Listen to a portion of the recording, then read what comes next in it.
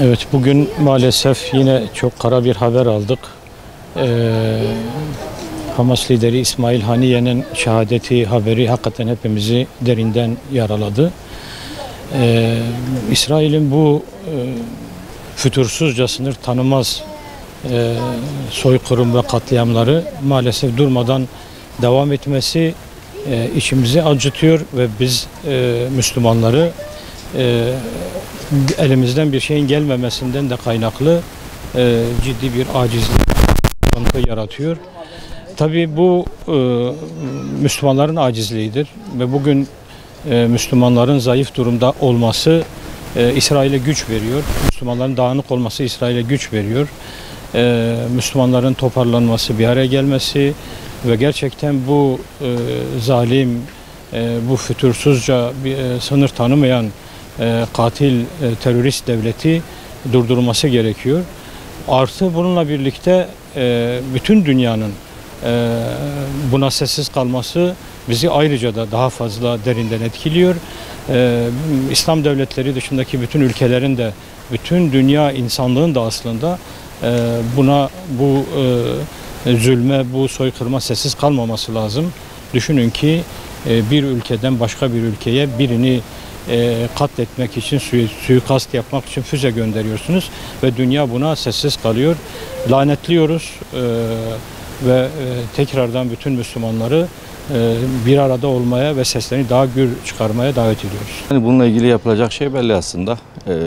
Müslümanlar sessiz kaldıkça, bir oldukça, bir olmadıkça, birbirleriyle uğraştıkça, birbirlerinin açıklarını aradıkça, mezhepçilik yaptıkça, hizipçilik yaptıkça, particilik yaptıkça, İsrail, ABD ya da yarın İngiltere, yarın başka bir Avrupa ülkesi bundan cesaret alıp parça parça bütün Müslüman alemini kendi hegemonyasına alıp sömürmeye devam edecektir. Yani bizim şunu görmemiz lazım, bu teopolitik bir savaştır. Dine karşı dindir, bu dinler savaşıdır.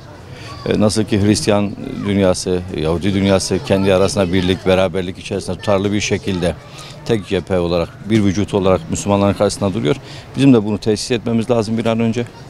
Bunun da başı birbirimizi sevmek, birbirimizin noksanlarını, eksiklerini bir tarafa bırakarak bu küfar karşısında, bu mezalim karşısında birlik, beraberlik içerisinde bir siyasi, askeri organizasyon kurmaktır.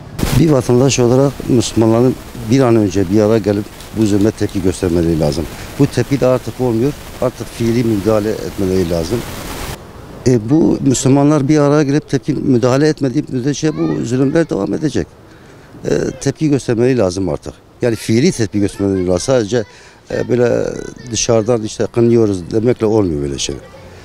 Bu kadar 5 milyon insanı olan bir İsrail Yahudi memleketinde bu kadar Müslüman içerisinde bu kadar şiddet yapmaları bence reva değil. Müslümanlar artık bir an önce bir araya gelip buna fiili müdahalede bulunmaları lazım. Valla İsrail şu anda Gazze'de yani çok büyük katliamlar, soykırıma imza atıyor ve son olarak İsmail Haniye'nin suikastını öğrenmiş bulunuyoruz. Çok üzgünüz ve tüm dünya Müslümanları sessizdir. Müslümanların bir olmasını istiyoruz ve bu zulmü dur demelerini istiyoruz. Dünya Müslüman liderlerine sesleniyoruz. Yani bir an önce bir şeyler yapsınlar. Yani bir harekete geçsinler. Bu zulme bir dur desinler. Gerçekten ciğerlerimiz yanıyor. İçimiz kan ağlıyor. Yani her gün Müslümanlar, çocuklar, kadınlar katlediliyor. Yani bir an önce bu zulme birileri dur demesi lazım. Müslümanların bir olması ve dur demeleri lazımdır. Yani bu Müslümanların birliğinden geçiyor. İsrail'de Müslümanların bir olmamasından cesaret alıyor. Onun için ilk önce Müslümanların bir olması ve dur demeleri lazımdır.